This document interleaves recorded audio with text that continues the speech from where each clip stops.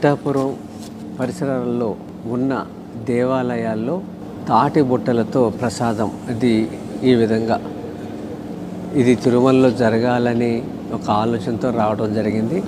ముందుగా పిఠాపురం నియోజకవర్గంలో దీన్ని ఇంప్లిమెంట్ చేద్దాం అని ఆయన చెప్పడం జరిగింది.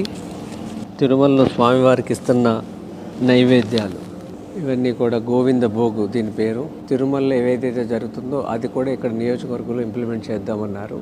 అలాగే ఇక్కడ చూస్తున్న ఈ మట్టి వినాయకుడు ఈ ప్రభుత్వం రాగానే మొదటి పండుగ 100 విగ్రహాలని అక్కడున్న యువకులకి ఎకో కాంటెస్ట్ అనేవి పెట్టి భక్తి శ్రద్ధలతో నిమజ్జనం చేస్తే పర్యావరణ రహితంగా ఇంతవరకు భారతదేశంలో ఎక్కడలా జరగలేదు. ఇది చేతి సంచితో బజారుకి వెళదాం. ఒకప్పుడు 40 ఏళ్ల క్రితం ఇలా అలవాటు ఉండేది. పిఠాపురం అనే పేరుతోనే ఈ వస్తువులన్నీ మనం తయారు చేసామనుకోండి, స్థానికంగా వాళ్ళకి ఒక ఆదాయం వస్తుంది. రెండోది అదొక మోడల్గా నిలబడుతుంది. ఈ అవకాశం ఇచ్చిన పవన్ కళ్యాణ్ గారికి మనస్ఫూర్తిగా అభినందనలు, ధన్యవాదములు.